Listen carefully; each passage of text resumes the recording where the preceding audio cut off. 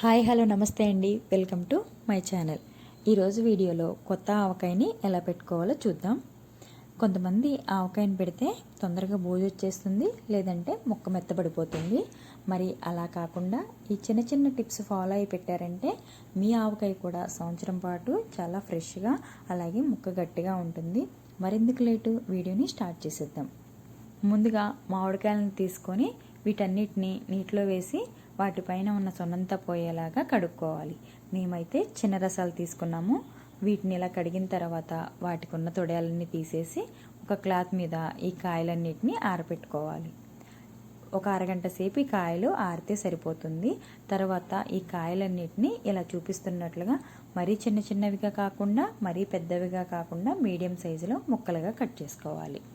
తర్వాత ఈ కాయలకి జీడీలన్నిటినీ తీసేసి ఆ టెంకికున్న తెల్లటి పొరను కూడా తీసేసి ఒక క్లాత్లో వేసి ఈ ముక్కలకి ఉన్న తడంతా పోయేలాగా ఈ ముక్కలన్నిటిని తుడుచుకొని ఒక క్లాత్ మీద ఒక 4-5 గంటలు ఆరబెట్టుకోవాలి. ఈ ముక్కలన్నిటికీ తడనేది లేకుండా చూసుకోవాలి. ఏ కొంచెం తడున్నా కూడా తొందరగా బూజు వచ్చేస్తుంది. తర్వాత ముక్కలన్నిటిని కొలుచుకోవాలి.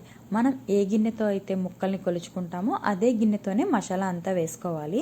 ముందైతే ముక్కలన్నిటిని కొలుచుకొని ఒక గిన్నెలోకి వేసుకోవాలి. మేమైతే 30 కాయలు తీసుకున్నాము. దానికి 1 కేజీ పల్లీల నూనె వేసుకొని ఇలా ముక్కలన్నిటికీ నూనె పట్టేలాగా కలుపుకోవాలి. తర్వాత ఇందులో 1/2 కేజీ వెల్లుల్లిపాయల్ని దంచి వేసుకోవాలి.